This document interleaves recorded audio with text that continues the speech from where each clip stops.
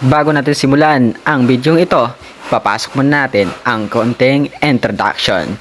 Kaya ngayon, pasok, intro.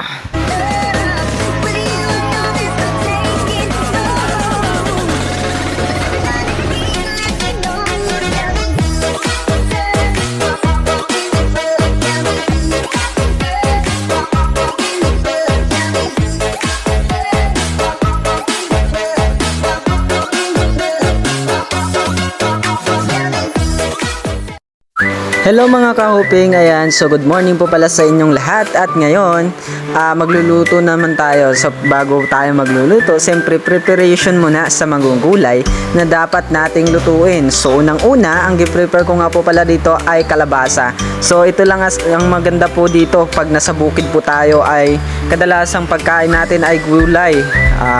Ito po ang gulay na ito ay masustansya para sa ating kalusugan.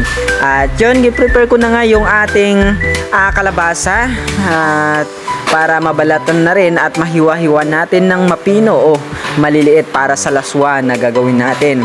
At ayan, so maya-maya pa ay isusunod na nga natin yung ibang mga sangkap na gagamitin natin dito sa pagluluto ng laswa.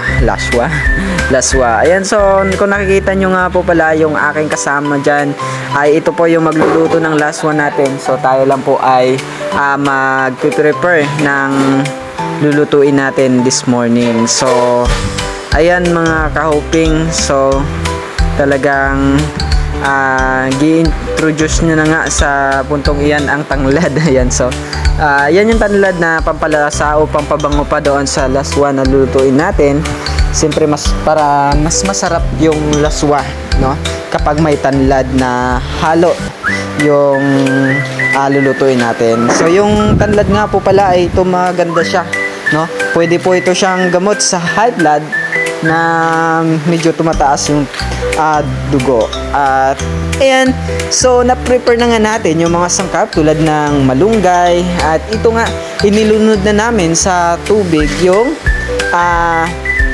tawag nito, itong kalabasa, no? At yun, kung nakikita nyo nga ay yung aming gamit ay gatong o itong kahoy. So kapag sa kahoy po tayo nagluluto ay mas masarap po, no? Yung ating pagkain dahil sa gawa rin na talagang masarap pag sa bukid. At ayan, so naka-prepare na nga siyempre kapag nasa bukid, may papaya siyempre. So masarap po ang papaya, no? Maganda po siya sa katawan. At the same time, nakakapalinis din po yan ng kutis. Ayan. So siyempre, ayan yung laswa, naluto na nga yung laswa.